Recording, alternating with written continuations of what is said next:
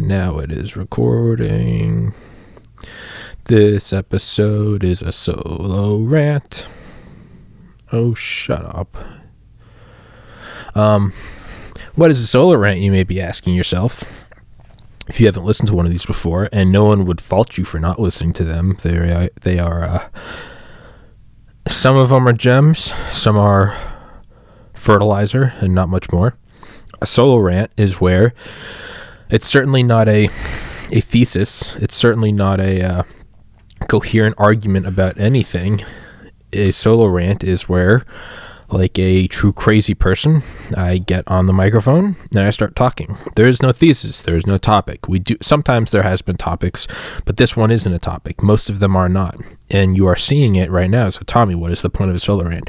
There is none. We are walking. We're just going for a walk and we're seeing what sticks. And we're throwing things at the walls. We're turning over rocks. We don't know where this episode will go. Are we going to talk about directed energy weapons? Are we going to talk about love? Are we going to talk about dogs? It does not matter. We don't know. We can't know. We don't know until it's over. The thesis, we don't put out a thesis and then elaborate. We elaborate and then we put out a thesis and conclusion. So we'll start most simply with, is that a new hoodie? Yes, it is. Thank you very much for noticing. This is a hoodie that came out a lot better than I thought it was going to come out. Man, it really has. So, this is a file I made. As with all the hoodies I designed, all the files are from 2018, 2019. Some are if any are from 2020. I think they're all 2018, 2019. A lot of these things, I put hundreds of hours into, literally hundreds of hours. But I just never, I don't know, I never turned them into something profitable. And so now I'm just uploading them to hoodies because they're a huge canvas. And yeah, and so this is one I made in, I think, 2019. Actually, I'm almost positive it's 2019, maybe 2018. I don't know. And I called it Jesus. Was that really 20? No. Was that fuck? This file I just called some high-res bullshit. So on an iPad, not like actual Photoshop on a laptop, which is what this laptop was initially for, but on an iPad, the file size, you can only get so big. You can do 8192 by 8192 pixels, and like a good decent file size, like a PNG would be like 30 to 40, no, maybe 10, 20 megabytes, maybe 30. I knew it was because, there was like a limit to how big they could be on Reddit or something. And I remember I started kind of just having fun making really detailed things. And I'd find the more detail I made a Photoshop, the bigger the file size would be. And so I was like, I wonder if there's like I truly was just toying around. It's like I've talked about on here, I'll play Hitman and I'll put there's like a vacuum thermometer type thing. It's like this little tiny suction thingy that you plug into like a USB. I put that on the back of the Xbox and I kind of gauge how hot different games make it. I found like Grand Theft Auto 5, it tops out at like 122 Fahrenheit. Ace Combat about the same, if not a little lower. I found Far Cry goes up to like 130, and I found Hitman regularly pushes like 133, 134, and so I try to like heat up Hitman.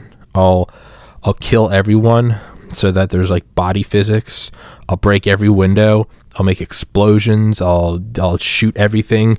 I'll shoot down chandeliers and stuff so there's pieces on the floor. I'll just try to add as many computational, get a bigger computational workload as possible to see if I can heat it up. And sometimes I can get it to push like 134.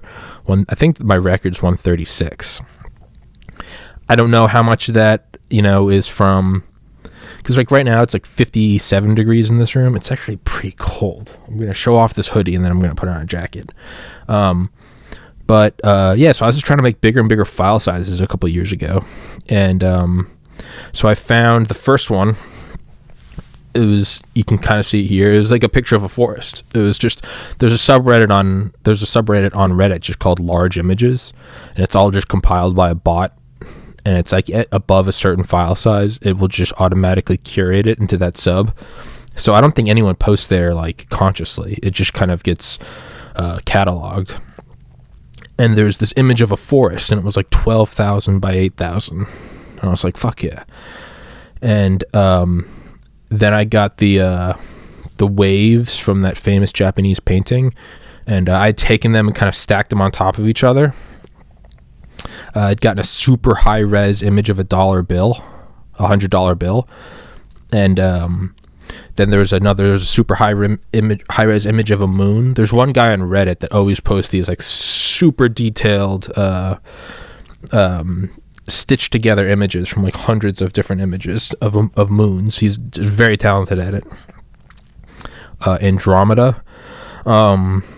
There's another one of like a cheetah, like its hair, like you could see every hair. It was like an 8K background.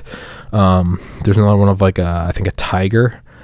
And then there's another one of like raindrops on a windowsill, and they were all like 8K, 10K, 12K images. And I just overlapped them, and I just put different levels of opacity on them. And I named the file size some high-res bullshit. That was the file size, some high-res bullshit. And I posted it as like a background, and it's just, I kind of liked it because it was just obnoxiously like high-res. My initial thought was, this looks like some Apple background. This is like some Apple bullshit. Like you go into the Apple store, they've got the $9 million top tier Mac, and they've always just got those crystal clear backgrounds. And I love Apple. And so I made this and just called it some high-res bullshit. And I never once thought of putting it on a hoodie, because I was like, it's just not gonna like come out well. The most detailed hoodie is probably like the Bob Lazar one I did with all the blueprints and stuff. Maybe the Pharaoh hoodie. But I was like, I kind of just want to see how this will come out. And I was looking at the renderings, and I was like, it just looks kind of grayish and shit. But I was like, whatever, I'll buy it. If not, it's just, if it doesn't come out good, then it's still a comfortable hoodie. And that is the plug for the hoodies, is they are super smooth, super warm. They're amazing. They're legitimate. I wouldn't sell these. If I would be proud of my designs, I wouldn't sell these hoodies if I didn't think, I mean, they are legitimately the nicest sweatshirts I've ever worn in my life. Bar none. I will die on that hill. I will stake my reputation on that hill. They are. And they're all designs. This one is more of an amalgamation. But anyway, so I wanted to see how it would come out. And I am pleasantly surprised. I don't even know how well the camera can show it, but like, okay, you can see like the $100 bills. Now you can see like part of like the forest, right? You can see the stripes of like the leopard. Look closer, you see $100 bills, see the tiger skin, right? Now you can see like parts of the sunset. Oh yeah, there's another image. There's another image in there, and it's a super high res sunset taken at like 1 inch above the ground on a beach. So like the waves are crashing and the sun's coming through in the background. So that's on there too. Yeah. So right. So you see the stripes. You know, look close so you can see like hairs, right? $100 bills.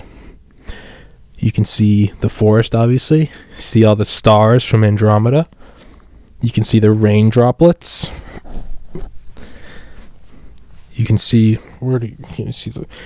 the wave is there's probably the best proof of it. You can see the crashing wave. Obviously the moon, right? But I just named it some high-res bullshit. If you can't tell, I'm so dumbly, simply entertained by this, and I'm so proud of it, because these are all other people's photographs. This isn't even, it's not like, but that does look kind of cool. See how the moon melts into like leopard skin, and then you see the 100. Man, I'm really fucking digging this thing. I am going to try to swear less, not because I think it's bad, but because I just want to see if I can. But yeah, I'm just tickled at how well it came through. Man, digital printing that's the bee's knees. Yeah, I am happy with this. I'm very happy with this. I'm very impressed. Now we'll have to see. I'll have to wash it a couple times. Do we lose anything with that? I don't know. We'll have to tell. We won't be able to tell until we do it. But man, you were getting a sneak peek into the simplicity of my mind. Man, I like that. Definitely need to make some more. So how many hoodies am I at now? I got this one. I've got Bob Lazar. I've got the Pharaoh one, the Alex Jones one. Those are all pretty, let's see. Those are all pretty detailed. And then we've got two simpler ones. The Thought Thickens and the A10 Warthog. I like those. I should probably lower the price of those because those designs aren't as good. I'll make a note of that. I'll lower the price of those. Those don't deserve to be where they are. They are not as good. Make a note. A10 price point. Is that the right word? Price point and thought price. So, I mean, they're folded up, and I don't want to unfold them because I'm a bitch. But here's the Pharaoh one. It's very detailed. The Alex Jones one is very detailed. Pharaoh, Alex Jones, Bob Lazar. That one is badass. But yeah, I like it. But I'm just very happy with how this one came out. I wonder how much more detailed we can get. Perhaps that's the new... Oh yeah, and there's another one in the mail. I forgot. Hasn't got here yet. But that one's very detailed as well. I wonder what the limits are. Or maybe there aren't any limits. Maybe there's just a clear limitation on what I perceived as limits. Because, I mean, that is... Man, I wonder how many people have just tuned out by now. If you're still listening, can you just comment that you're still listening? I did this the other day on an episode. I was like, if anyone's listening to this, please comment this, and I will give you a free hoodie. And no one did. So I don't think anyone's listening. But that's fine. No free hoodie for today. I'm not putting that out there. You don't get that. No, that opportunity's gone. If someone can go find it in one of the past solo rants, at a certain point, I did say, if anyone's watching this at this timestamp, mention this timestamp, and yeah, we'll get in contact via email or something, I sound like such an old... We'll get in contact via the electronic mail, and I'll send you a free hoodie. But no one did, so I don't think anyone's watching the solo rants. But solo rants are... Look, they're not the best. I get it, all right? But well, first and foremost, I enjoy them. To me, they are fun. It's to me, it's like a burp or like gas or going to the bathroom. There's just like this, it's like a yawn. It's like stretching. There's just this stuff I need to kind of just get out. And I don't always know what it is or why it is. And I don't think I'll ever know why. But I do feel that there's just like a certain number of like words in me. And it's like a balloon letting out like excess gas because it's like you put too much in, like blowing up a balloon or something, and you pinch the end and let a little out. That's what I feel like when I do solo rants. I can't force them. Solo rants aren't the same as, there are a couple episodes where I have set out specifically to talk about something. The Lockheed Martin CL-1201, I think it was episode 136. That was one where I set out to talk about that, and I said how I was upset how none of those channels like Mustard or Found and Explained or whatever, or Curses Act ever made an episode on them. And then Found and Explained did make an episode. Are the two related? No, but I will take full credit for that. Another one, the Piri Reis, PIRI space REIS map. That was one, the 1513 map. Yeah, I think those are the only ones that I've set out to talk about. But what solo rants are is it's just I don't know. It's kind of like a freestyle rap. One of my favorite videos of Eminem is from like the late 90s or 2000s or something. He's in just some radio studio, and he just starts rapping, and people are allowed to call in and say, like, they allow someone to call in like every 30 seconds, and they just say one word, and then they cut him off, and then someone else on the phone line comes in. But someone's like, microwave, and he's like, microwave, a box will cube a wave, who pays the wave, and he's just going on and on. Someone's like, mailbox, and he's like, mailbox full of rocks, but he's just doing this whole thing, and he's obviously not as shitty as me, where I'm like, the cat wore the hat, and it was fat as it sat on a mat. Yeah, that's the extent of my rapping. But I love it because it was just this very, anyone can say it's a solo or a freestyle, but I mean, it's not. I don't really believe that any rapper does, because you can't know. How do you not know that guy isn't just, he wrote a bunch of sentences and just has them saved up? But I loved when they just had someone else, people would just call in and they'd be like, giraffe, and he would just rap about it for 30 seconds and without missing a beat. Someone would be like, like sneakers, and then he would just go on with that. And that's kind of what I like about solo rants. But like Eminem ranting and raving on a microphone, when you're tuning in, when you're watching that video on YouTube, like you're not getting a Dr. Dre produced album. You're not getting this clean, sharp rap god. You know what you're getting. So with solo rants, it's, what you're getting. And so if this isn't your cup of tea, this isn't your cup of tea, and I would recommend tuning out, because it doesn't get cleaned up. It doesn't get focused like a laser. It doesn't get, fine honed. It's just this. I try not to stop talking. I try not to let any like dead air, and I really just kind of just try to go, and it is what it is, and I really wouldn't look further into it for anything else. But I just kind of slide with whatever I'm thinking about. I was thinking yesterday about like COVID and COVID strains and stuff, and vaccines. And I was thinking, what if, conspiracy hats on, credibility gone. So what if, so I had this theory about like January 6th. Like in hindsight, it's like nothing happened. Well, I mean, yeah, bad things happened, but it's like Trump didn't overturn anything. So I was like, what was the purpose of that? And the only, like, I was like, okay, they're trying to draw out like the Trump faithfuls and those that are willing to leave their house and physically assemble somewhere. What would they be doing? They'd be cataloging those willing to revolt in a war, right? So now they've got them all cataloged. Then you throw chum into the ocean and all the sharks come, and then you hit them with tags like, RFID darts. Well, now you got the sharks. Now you know where they are. That's kind of what I think it was.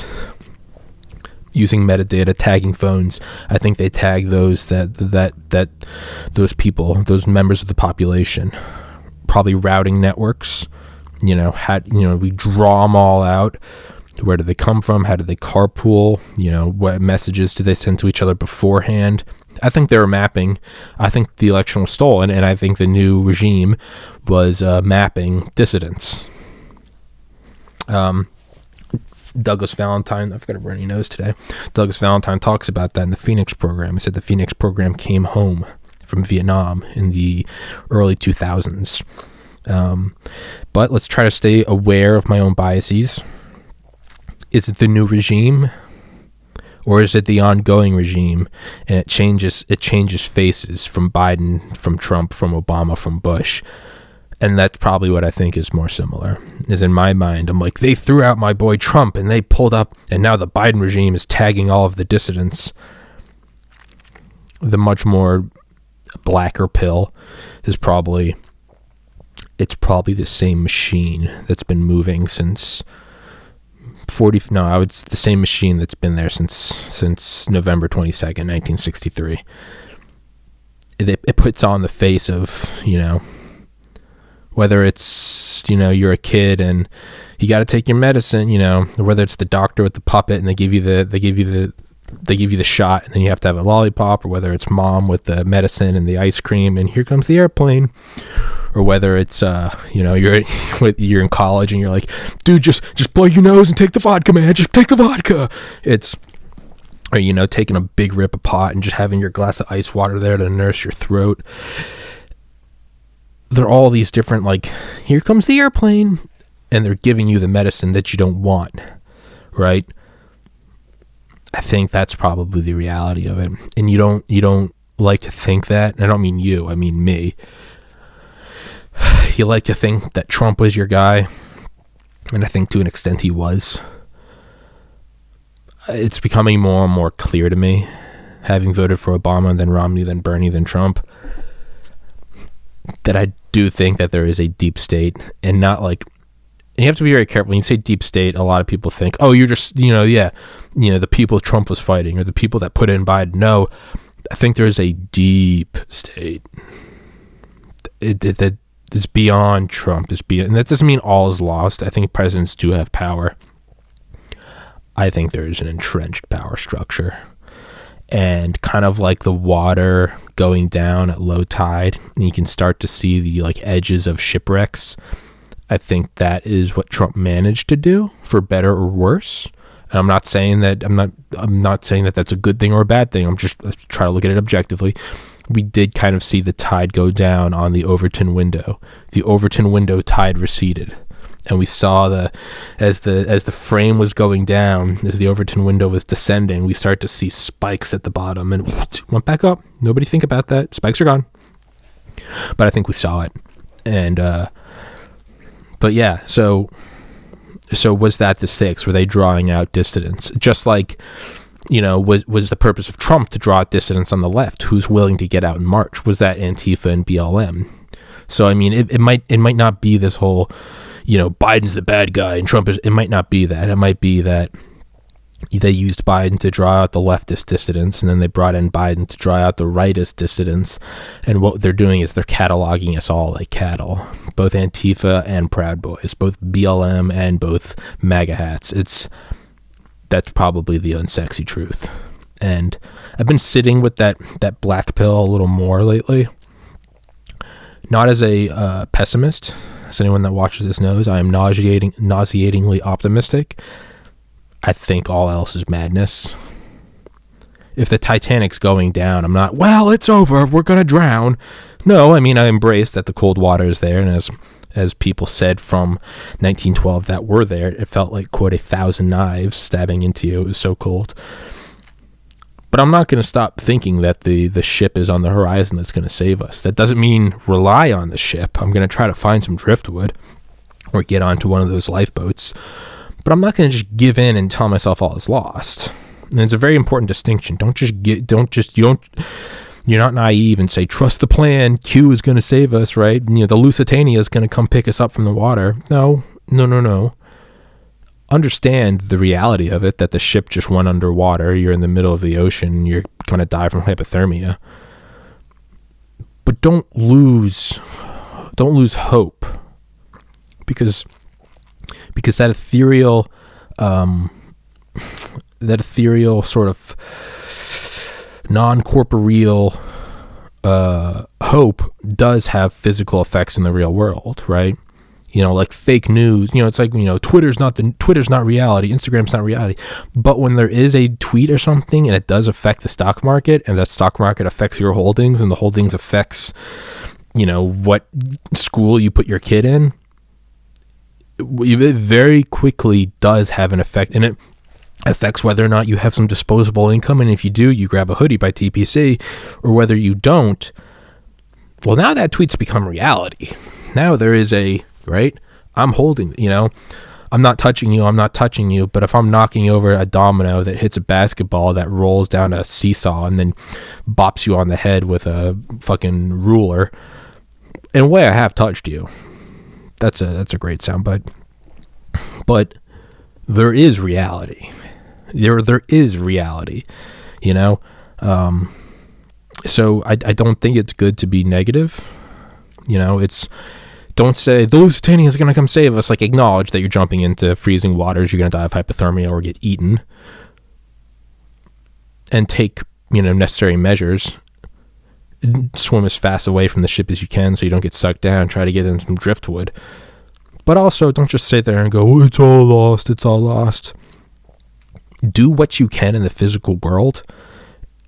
But then, stay positive. Because if you're staying positive and you're like, I know this ship's going to come over the horizon any second now, I mean, and you psych yourself up, maybe get your heart beating faster, you put blood towards your extremities and you keep hypothermia at bay, that's the tweet turning into the hoodie.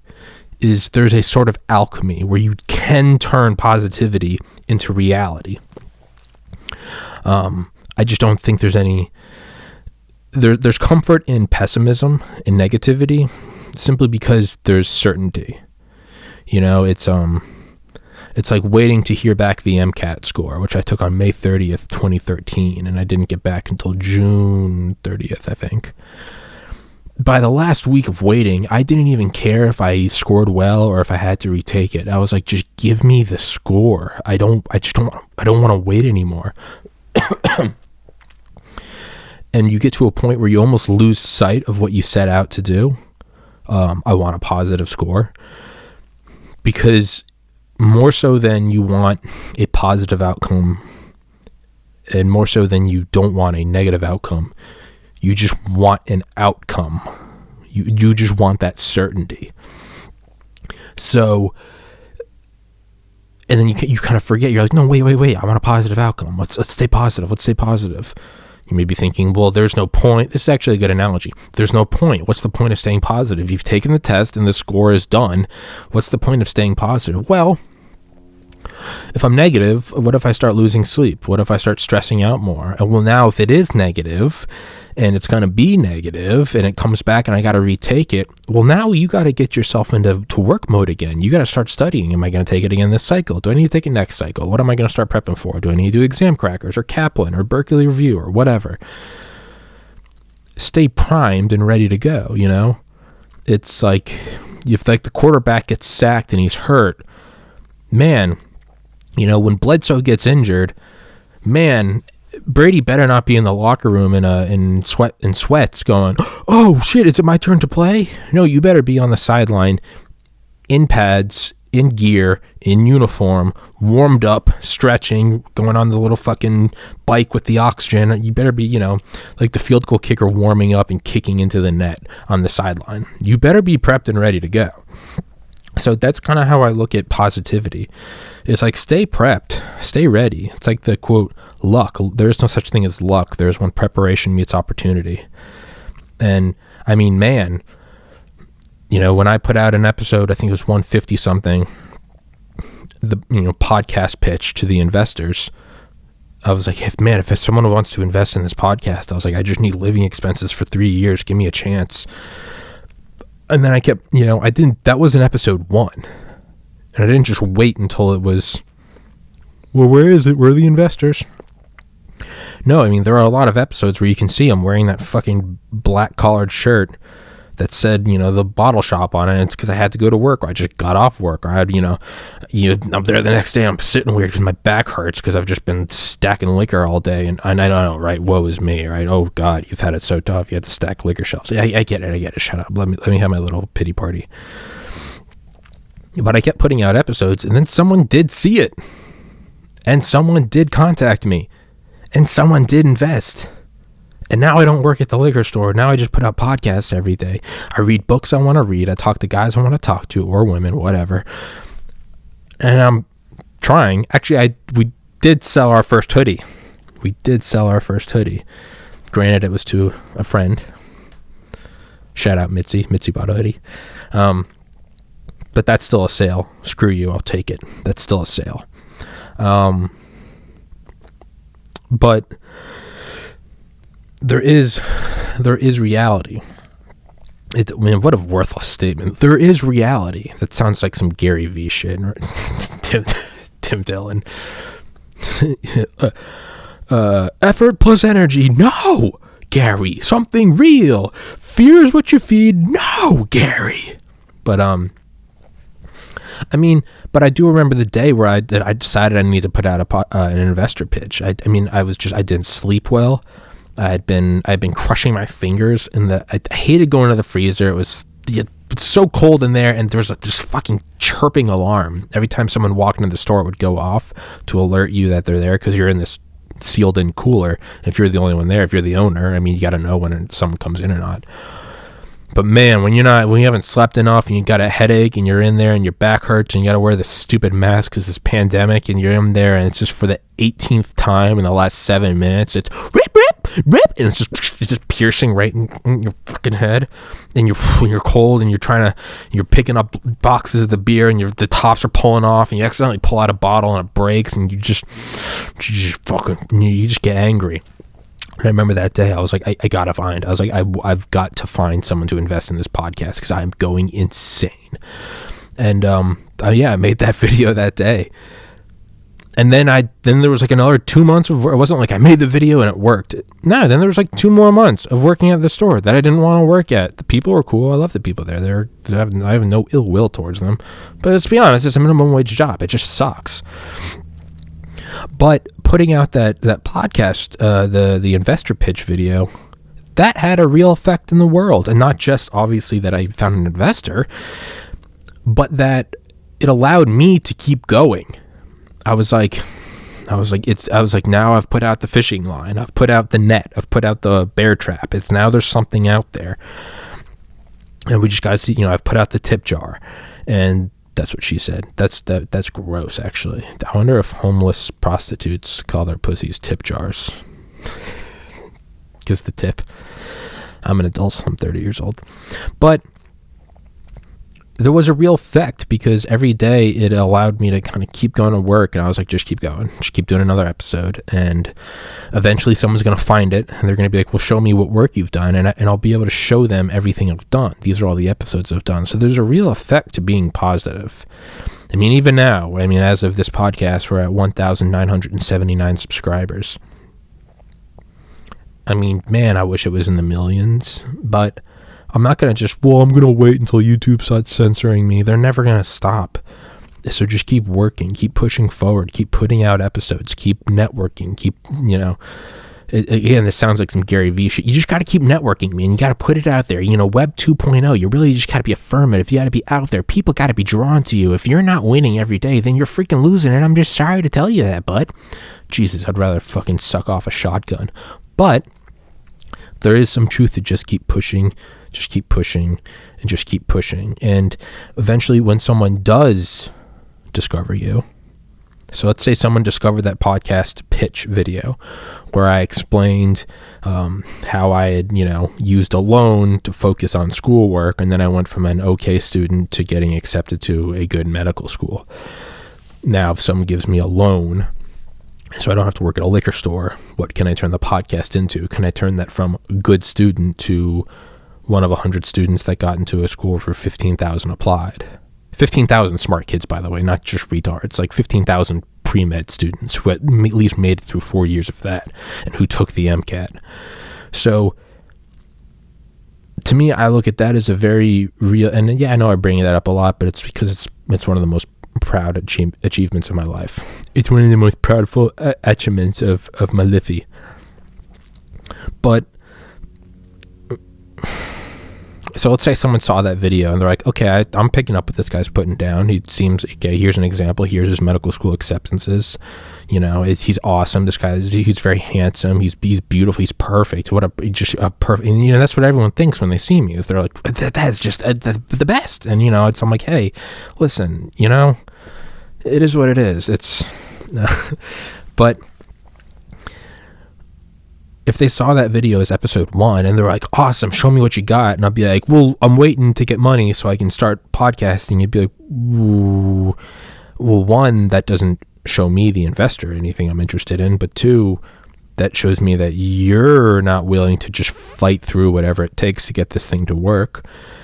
And 3, now I don't even know what product you're putting out.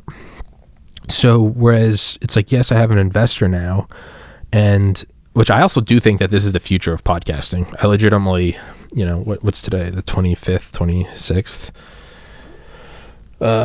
Friday, February 26th, 2021, 12:33 p.m. Eastern time. I do think that this is the future, where people find up-and-coming podcasts. And is that a chip on my laptop? Thought it was a chip on my shoulder. But it's where people find up and coming podcasts, and you go into a contract. Hey, you give me X percentage of all future revenue, and you do your thing. I mean, kind of like record deals, but not as price gouging. I think that the creator of the podcast has to own 51 or greater percent. I think that's the only way it will work. Otherwise, you're kind of just doing the whole network TV thing. You're going to put out this, and then Jimmy Fallon, you're going to talk to Oprah. Jesus Christ. How about another joke, Murray? So, with the podcast, or with episodes going, or finding an investor, I do think I think it's the future of it.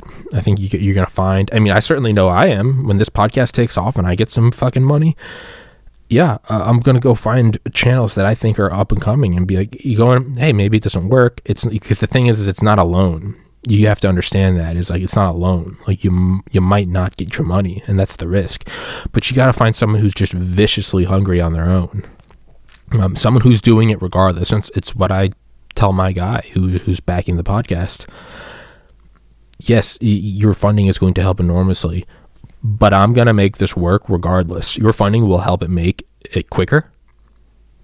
It's going to happen regardless. With you, it might allow it to happen in 3 years. Without you, it might take 10 years, but it's happening regardless. It's not if to me. This will be the biggest podcast in the world. I don't care what anyone thinks. I just don't give a shit. And it's not ignorance. It's just there's a goal. I'm going to achieve the goal. And there's only one way I don't achieve the goal: clinical brain death. It's because I'm not alive. I will not experience failure. I will either succeed or I will be dead, but there will be no conscious experience of failure. You may say, Tommy, that's a little intense. Fuck off. That's how I roll. That's how I get shit done. That's the only life I want to live. I don't want to live in a pussy. Well, hopefully it works if we can find the right demographics. And if it doesn't, you could go to the bank, man. That's a good job being a go fuck yourself. If I can't stand at the top of Mount Olympus with a sword made of platinum and the severed head of a dragon in one arm and a babe in the other, then I don't want it. And the only way I'm not going to get that is if I'm just not there yet. I'm still climbing the mountain, or two, you kill me. There's no unconditional surrender. Emperor Hirohito was more level-headed than I was when he realized total war meant unconditional surrender. I am not Hirohito. You would have to keep dropping nukes on my people. And the only way you would take over Japan is if I was dead. But, oh man, I've really got to pee. Timestamp 37:27.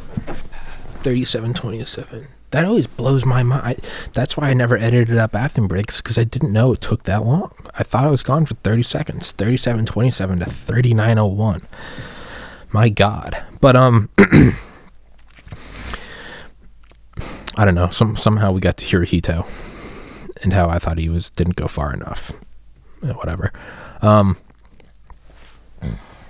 But so there is a real effect to staying positive, and I'll die on that hill.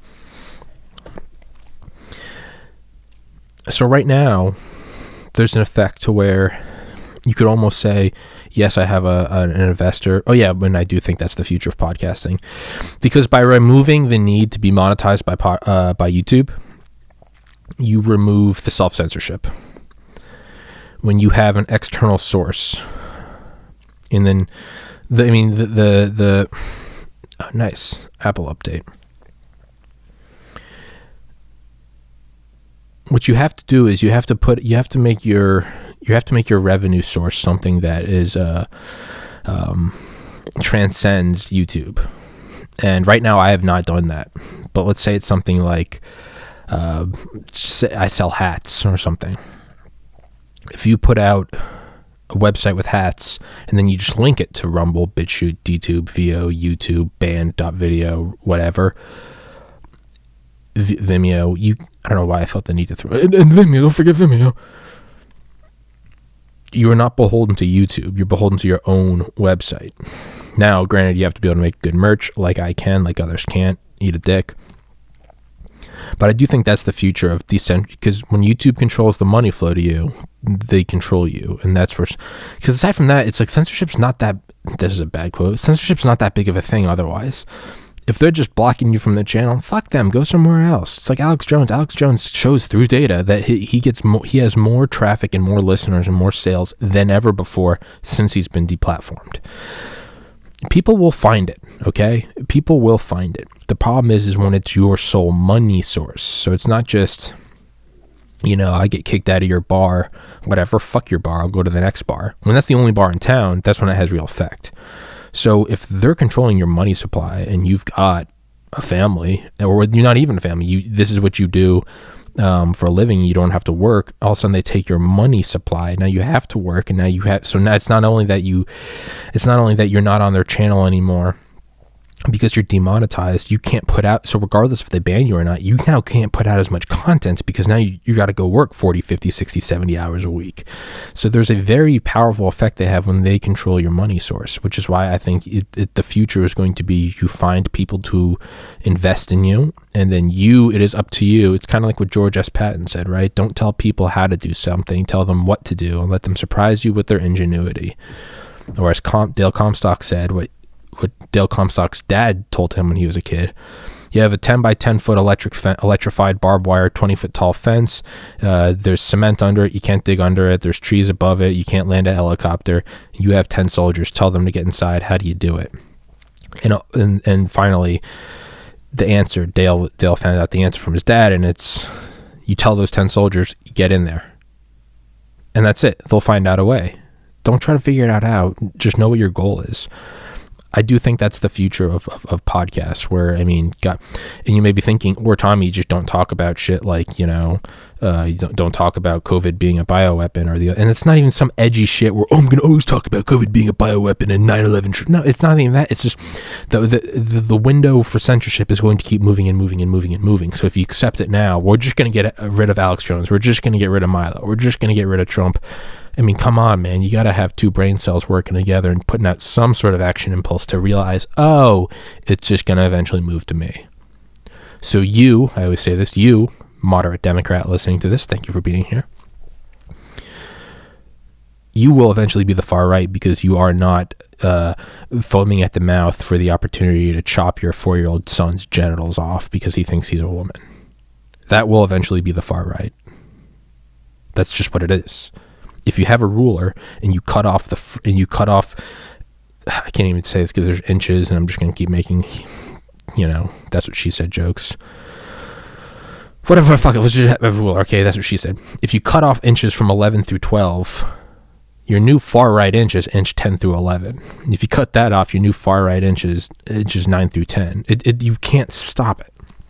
So I do think it's the future of podcasting. What you're going to do is you're going to find someone that has any sort of original thought, and you're going to give them,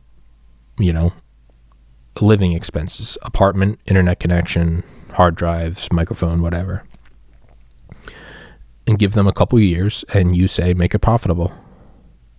And if they've got what it takes, they'll make it profitable. And if they don't, you lose your investment, whatever.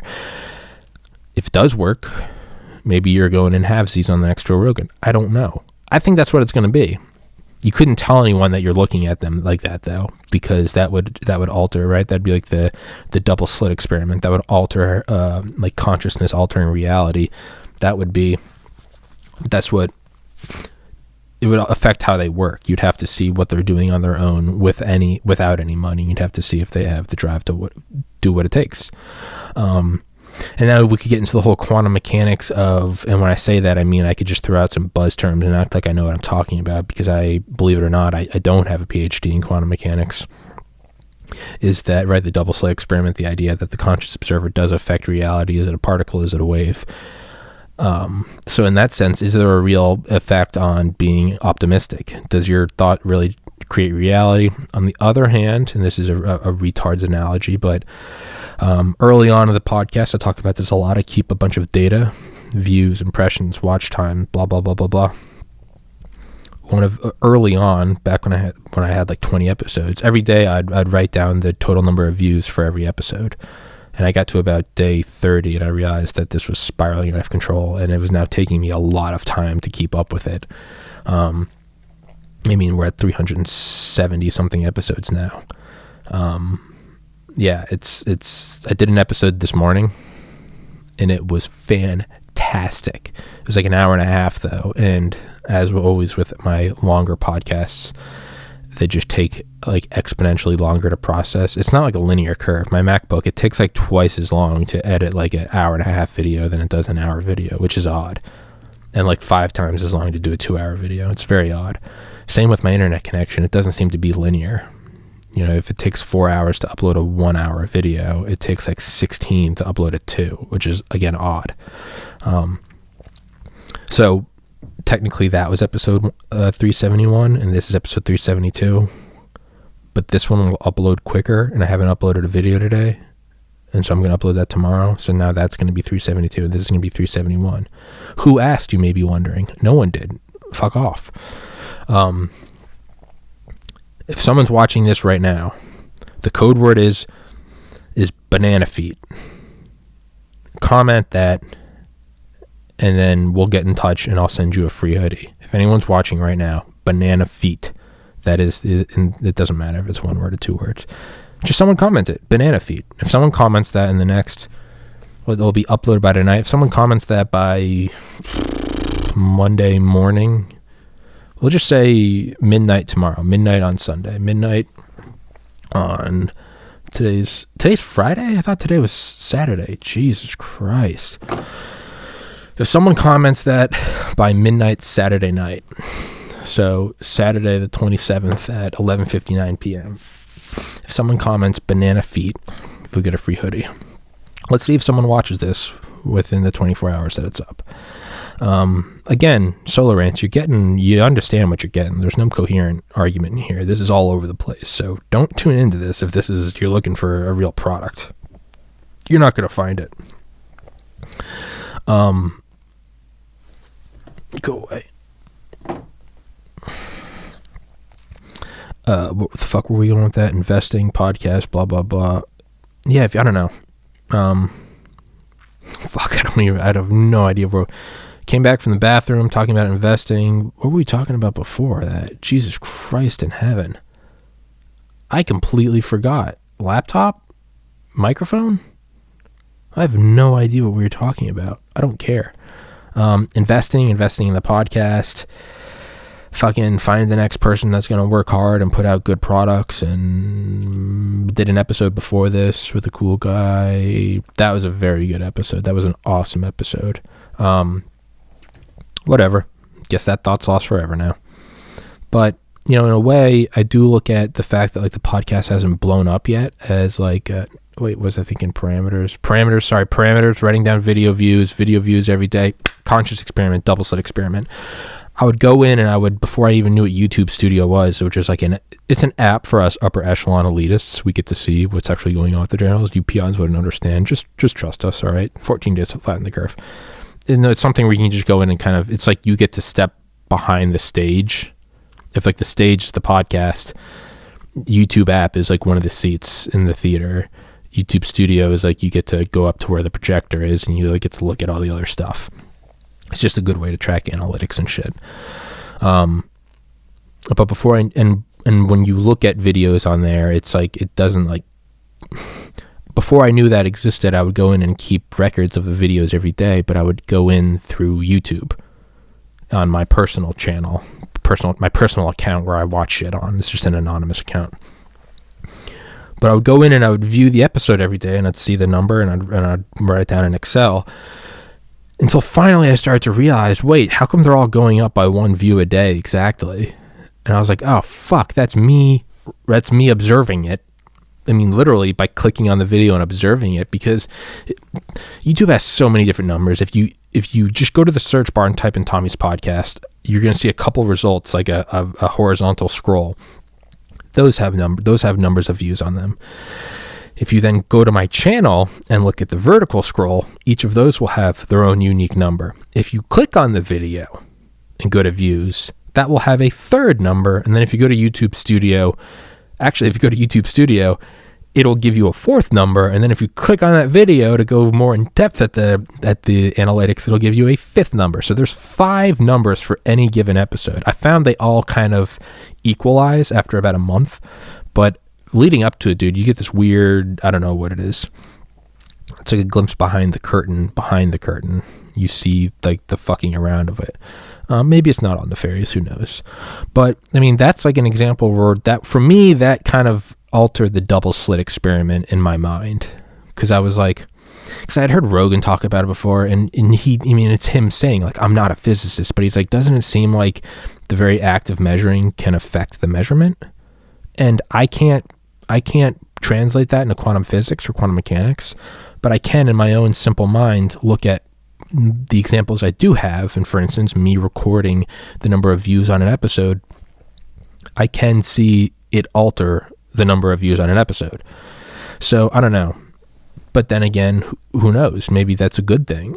Maybe positively looking at the world will allow you to positively see things that maybe you wouldn't otherwise, right? If you're looking for, if you look at data, you can find support for anything you want.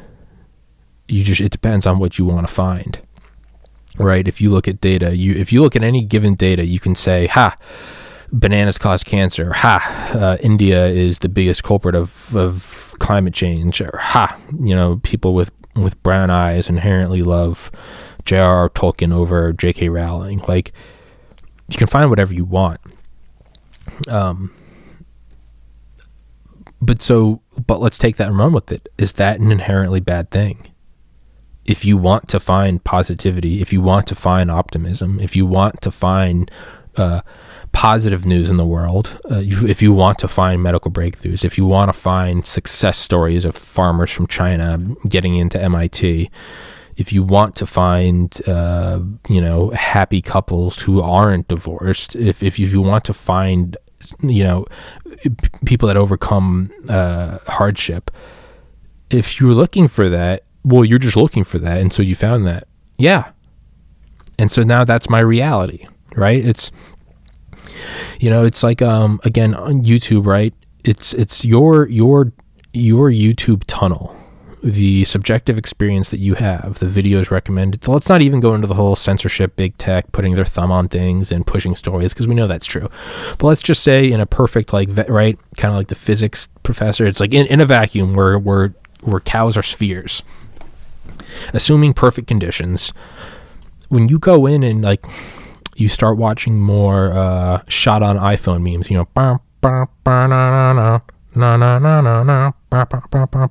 which I saw the funniest one I've ever seen yesterday. The guy with the champagne on Putin, the race car driver. That's the best one I've ever seen. Fucking the phone one. But as you start watching those, you're gonna start getting those recommended. As you start watching a new channel and you search for that channel more and more, you get recommended. I don't have any notification bells on. No one gets notifications on my phone. I have not granted that access to my conscious reality to anyone. My sphere of reality, nobody gets access to that. That just gave me a kind of a flashback to, I remember one time I took 400 micrograms of LSD and I think 9 grams of mushrooms, and I had the realization that all of reality is actually just, really, you're basically in a virtual reality bubble. It's just a 360-degree sphere, and you've never actually moved an inch in your life. It's all an illusion, and everyone you love who has died is actually just behind the screen, and they're all they're all clinking drinks and they're watching you, and they're like, oh look, he's watching the 2020 election. Oh look, he thinks it's a communist coup. Oh, he fell for it. He's so scared right now. He's so scared. But they're watching you with absolute just love. They're like, he's just watching a movie. He doesn't know it yet, and they're just laughing. Again, Tommy, that may be an overly optimistic view. There's a communist coup. There's a new technocratic super elite. Yeah. Or I can just stay positive. Well, what if you're staying positive and there's no backing up of that? What if it's just a negative world? Well, then I'll stay delightfully intoxicated with positivity. I don't... If one of the engines falls off the plane and you're barreling into a mountainside and you've got a minute left, are you going to spend a minute of sheer terror saying, it's fucked, we're going to die? Or are you going to spend a minute going, it might land, and you may be saying, no, you need to face the fact that you're about to die. And sure, there's some reality in that, Again, the Lusitania is not right on the horizon. It's not saving you jumping off the back of the Titanic into the Atlantic waters. Sure, acknowledge, okay, but once you've done the acknowledgement, like, okay, let's say you have 10 minutes before you hit the mountainside. You first, yes, acknowledge it. And let's say that for whatever reason you can't get in touch with your wife and kids, so it's not even like you could be spending your final moments with them. So first things first, you text them, love you, I'll always love you, whatever. And let's just say for the phone burps out, that's no longer a thing. Okay, you acknowledge, you're not just going, it'll probably land. No, you're being very real. It's going to crash. You should probably reach out to those you love and tell them you love them. Okay. Well, after that's done, and no, it's not like you can reach out. It's not like you're Iron Man. You can like pull the engine back on and hold it it's, you can't do that. I don't think it's like there is no real effect you can have. So if you just have 9 minutes, do you want to spend your final 9 minutes hyperventilating and having an anxiety attack and vomiting? Or do you want to maybe keep your cool a little bit? Okay, it might land. If no matter what, the end result was always going to be the same, like you were going to hit the mountain regardless, would you not at the very least want to spend your final 9 minutes, sure, maybe elevated heart rate, but going, I think it can land. I know this pilot is like one of the best. I talked to him before. He used to be in the Blue Angels. It's like, at the very least, stay a little positive, right? Drinking alcohol is just, that's an artificial good time. You're not actually happy. Sure, and it's not a way to go through life. But okay, if you got 9 minutes left or whatever, 9 hours, let's say you're over the middle of the ocean, the transponder's gone. Let's say there's an orbital EMP blast and you're over the middle of the ocean. No one's coming to help you because no one can help you because they can't help themselves. So you're just kind of drifting and you've got an hour before you crash into the ocean and die. You're going to drown, you're going to get eaten by sharks. There's no worse way to go than crashing a plane in the middle of the ocean at night. But let's say you've got 9 hours. Yeah, getting drunk, that's not reality. But would you rather not just throw back, a couple double shots real quick and take a Valium and then just get to exist in that world for 9 hours? At a certain point, it's a zero-sum game. Why choose suffering? At a certain point, you're choosing suffering. Again, 1940s America, it's I'm not going to focus on Hitler, I'm not going to focus on the rumors of concentration, which I don't even think we're out in the early 40s, but I'm just we're just living in America, just isolationism, we're not going to go overseas, no, listen to George Washington, listen to Smedley Butler, FDR's right, blah blah blah, Lend-Lease program, let's stay here.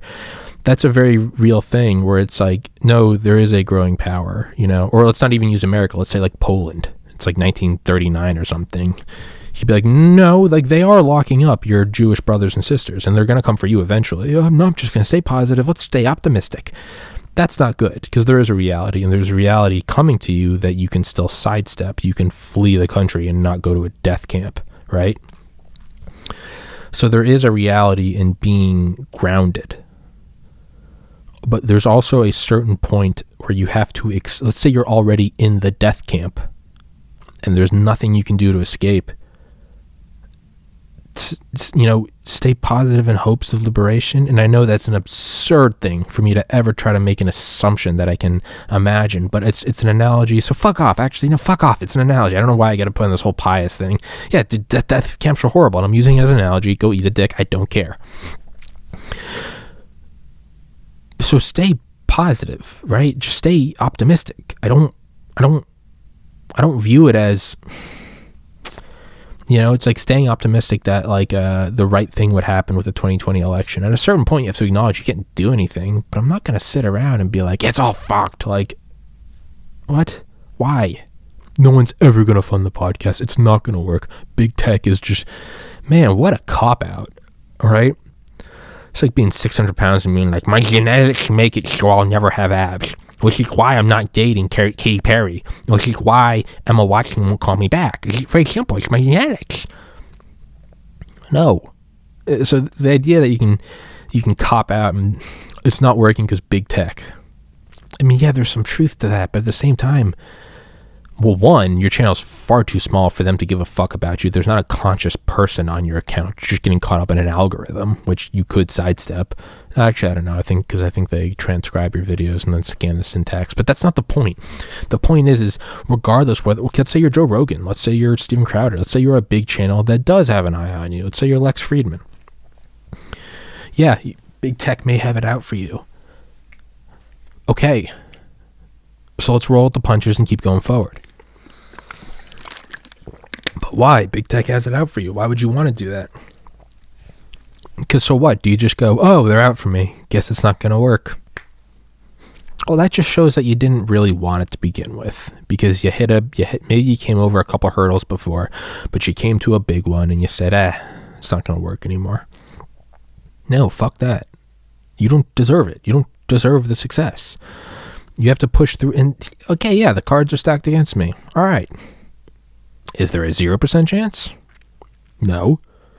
Well, then let's roll. Let's keep doing it. Let's keep putting out episodes and screaming like a crazy person. So there is a physical reality to being positive, to staying upbeat. At the very least, it makes it so you're not stressed and anxious and or depressed. Makes it so that you're not overeating. It makes it so that you're not oversleeping, to where you just can't even get out of bed. You're so depressed, or to where you're so anxious and wound up that you just can't sleep. I mean, there are very real effects to being positive that have real effects in the world, and it's not in some manifestation, although I do think there's a little credibility to that. I don't necessarily think the law of attraction, I don't think that's it. I don't think that's the end all be all.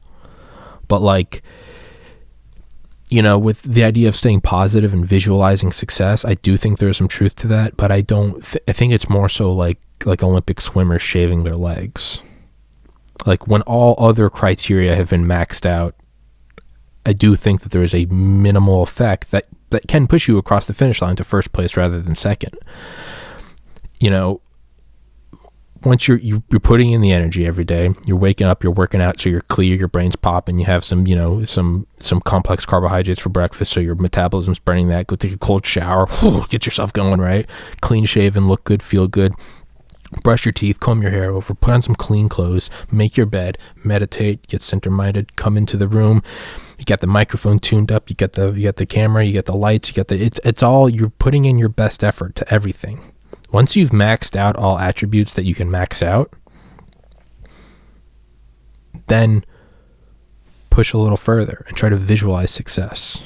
And I don't mean it as like, once you've taken care of everything, you can do this trivial thing. That's not what I'm saying at all. It's actually somewhere in between. I don't think that it overpowers. I don't think the idea of manifesting or the law of attraction, I don't think that it's overpowering and that it controls the world, but I also don't think that it is negligible.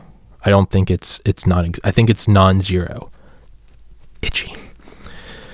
I think it's because I'm on fucking heroin. I think it's non-zero in that it's like shaving your legs, and Olympic swimmers shaving their legs. It's like the amount of drag it reduces is, I mean, negligible. You know, it's if you just straightened out your breaststroke form, if you just lost a little weight, if you just did some more breathing exercises and increased your fucking red blood cell density. Okay. But once you've maxed everything out, like an Olympian, you do that last little bit, right? It's you use the slightly, you use the paint that weighs an ounce per gallon instead of 2 ounces per gallon on your Formula One racing car, because everything else has been maxed out, from strategy to driver capability to machine parts to pit crews to, once you've done all that, sure, you try to shave off a little more. Because yes, every other thing, like what if you just took the license plate off the car? Yeah, that would literally outweigh the paint. But what happens when you've already done everything? Well, then you do start shaving off just the very little. You're like making a sculpture. Now you've gone from chainsaw to now you're down to like fine, not even sandpaper. You're just polishing. So I think that's what like positivity is, and not that it's a negligible thing, or not that it's a non-existent thing. Yes, once you've done everything else, once you've emailed as many podcast guests as you can, once you put out episodes, you run them through iMovie, you have lighting and sound dissipation mats, and you have a microphone and better video quality and audio quality and whatever, blah, blah, blah, blah, blah, blah, blah, blah. You shower and shave and comb your hair over. Like, once you do all that, yeah, sure, then you can do your little positivity thing. That's not what I'm saying at all. What I'm saying is once you do all of that, positivity thing, I think there is a physical effect. I cannot possibly claim to know how it works, but I do think there's a physical effect in the world, and not just through some abstract way, like I stayed positive, so I slept better because I was happy, and then I worked out more. Even though I think that is, you could argue that, is no, I think there is something kind of like telekinesis, and I don't mean some like savant in some weird mansion in some shitty movie where they're moving a teacup with their mind, but kind of. But I don't think it's like moving a teacup. I think it's moving the teacup, but you can only move it like 2 microns. So it's like you have to do everything else first to where those 2 microns have a difference. Otherwise, it's not worth going through the trouble to try to move it 2 microns when you could just use your hand and knock it over, right? Trillions of microns in an instant. So it's more so like, right? It's like gravity over infinite distances. Like the other forces are going to take over. But once they've kind of coalesced, like gravity is going to, this might not be correct, gravity might be the stronger, but it's right, it's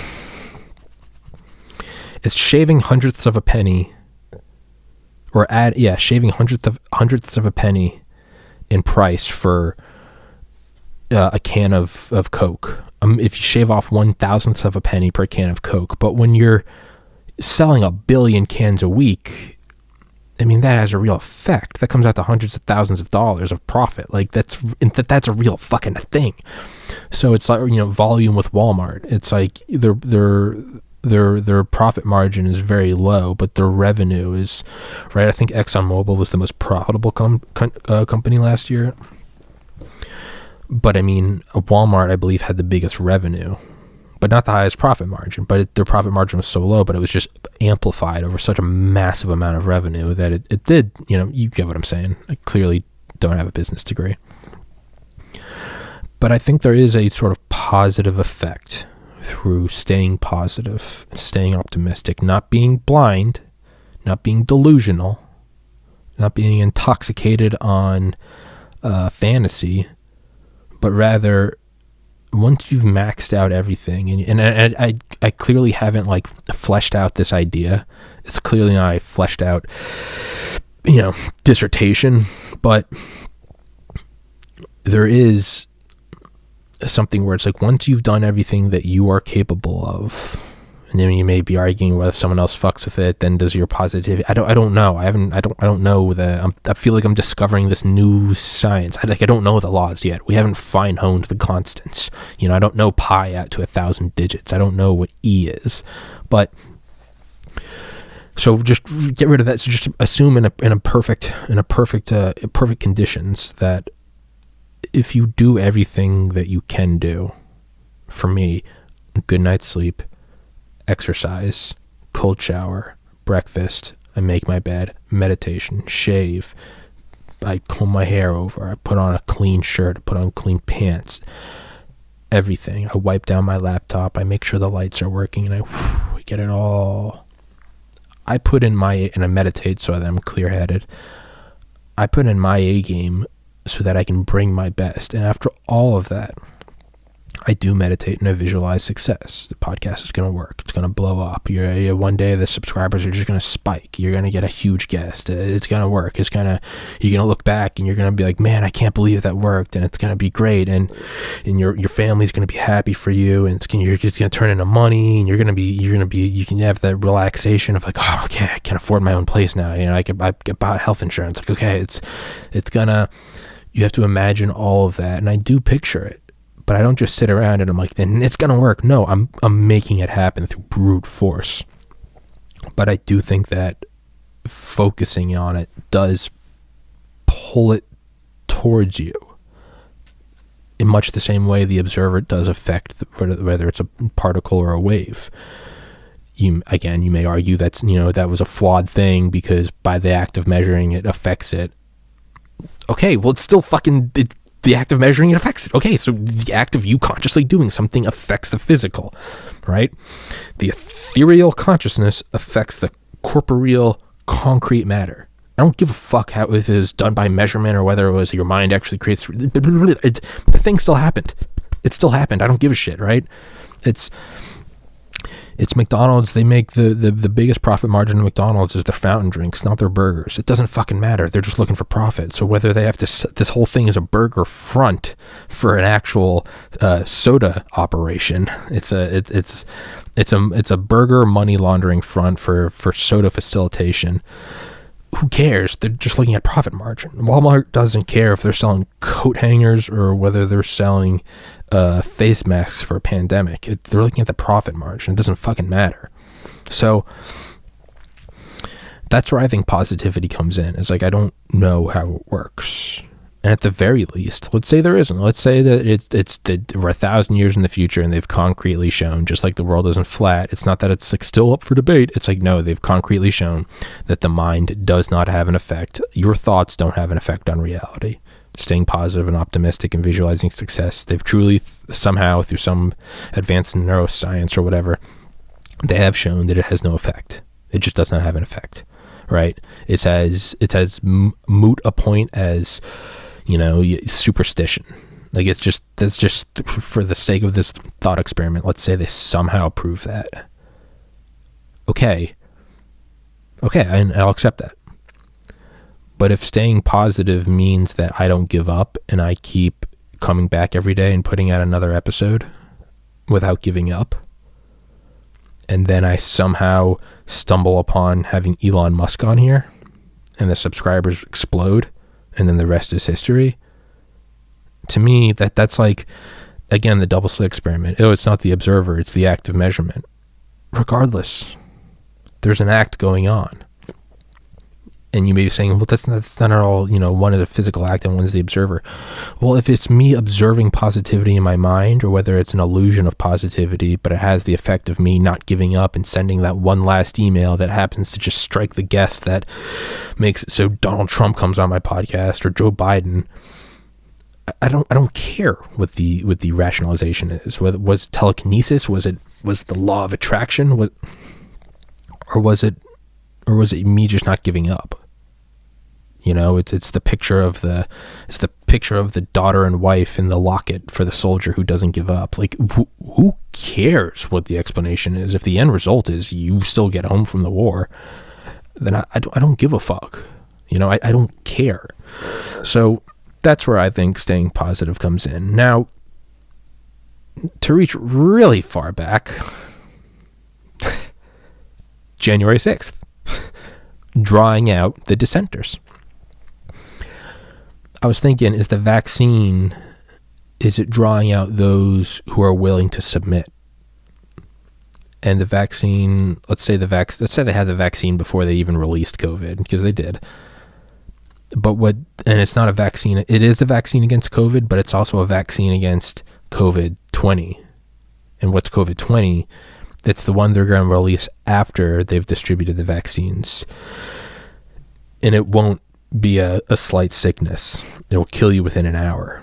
And so what they will then do is release that, and they'll kill everyone in the world who didn't get the first vaccine. And thus they will have killed off those who are reluctant to get a vaccine. And thus they will have successfully culled the population to where the only existing sample size is from those with traits that are open to, yes, I'll get a vaccine, for whatever reason it is, whether it's some satanic Illuminati or whether it's just profit driven.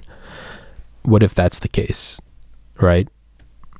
And it won't necessarily, because there would be a more difficult way to do it. You release a second pandemic, and then you go, we told you to get the vaccine, and then everyone goes, oh, okay, I guess I'll get the vaccine. No, just skip that middle step altogether. Have the vaccine for the first pandemic also be the vaccine for the second pandemic. Release the second, kill everyone that didn't get the vaccine, and now you have culled your group, and then you could fine-hone that more if you'd like through future vaccines. I feel like I'm at a board meeting for the Illuminati. I'm like, this is how we can do it, guys. If we put together an action plan, we can cull the population as per the Georgia Guidestones. We can create a digital beast system, and we can leave the planet and collapse it and pit the people against each other. This is doable. By within 3 years, I think so, guys. Here's my charts. Meanwhile, he's just wearing the skin of a sacrificed child with like goat horns. But that was a good solo rant. That was a solid hour 15. Yeah. got to. Oh, fuck. I thought the microphone was off. Well, now I'm not sure if it is. Now I'm kind of getting nervous. Well, whatever. Let's wrap this one up. These hoodies are available. Please buy them. Help fund the podcast. Help keep this independent from YouTube. Yeah. If anybody has any interesting guests, friends, families, old colleagues, friends of friends, girlfriends, brothers, I don't care. Please send them along to me. Have them comment or have them email me at tommyspodcast@gmail.com, TOMMYSPODCAST@gmail.com, or if you'd so like, at protonmail.com. Yeah, just try to get on here. And I love having guests on here. I love talking to people. Please help it out. If you like it, please subscribe. Please send it to others and tell them to subscribe. It is a guerrilla movement. It does not trend.